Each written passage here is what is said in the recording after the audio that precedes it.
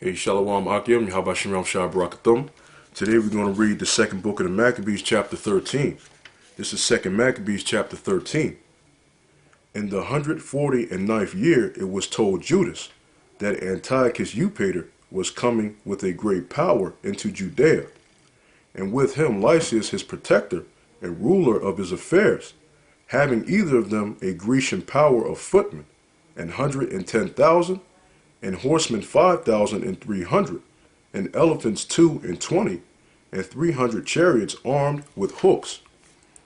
Menelaus also joined himself with them, and with great dissimulation encouraged Antiochus, not for the safeguard of the country, but because he thought to have been made governor.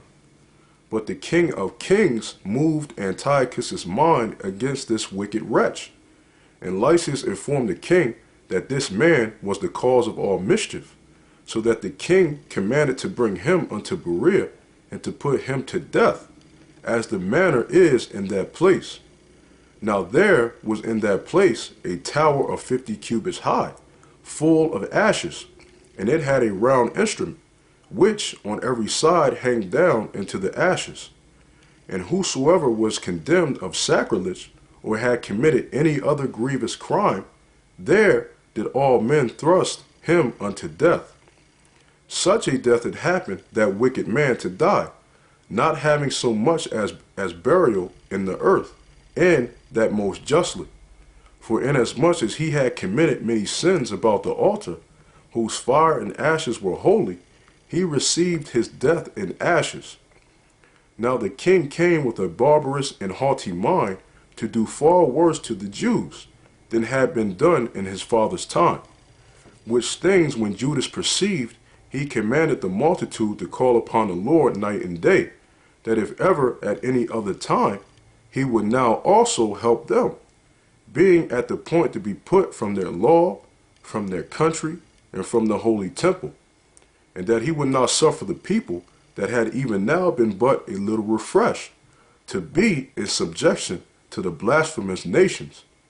So when they had all done this together, and besought the merciful Lord with weeping and fasting, and lying flat upon the ground 3 days long, Judas, having exhorted them, commanded they should be in a readiness.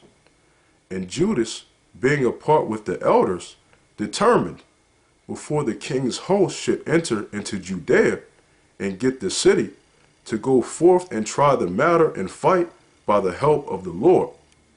So when he had committed all to the Creator of the world, and exhorted his soldiers to fight manfully, even unto death, for the laws, the temple, the city, the country, and the commonwealth, he camped by Modine.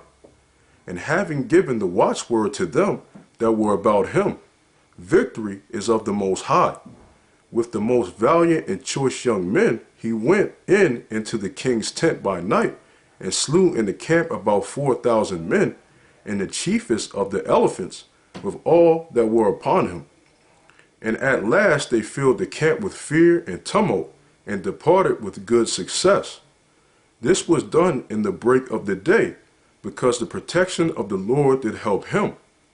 Now, when the king had taken a taste of the manliness of the Jews, he went about to take the holds by policy, and marched toward Bethsura, which was a stronghold of the Jews. But he was put to flight, failed, and lost of his men. For Judas had conveyed unto them that were in it such things as were necessary. Berodicus, who was in the Jews' host, disclosed the secrets to the enemies. Therefore he was sought out, and when they had gotten him, they put him in prison. The king treated with them in Bethsura the second time, gave his hand, took theirs, departed, fought with Judas, was overcome.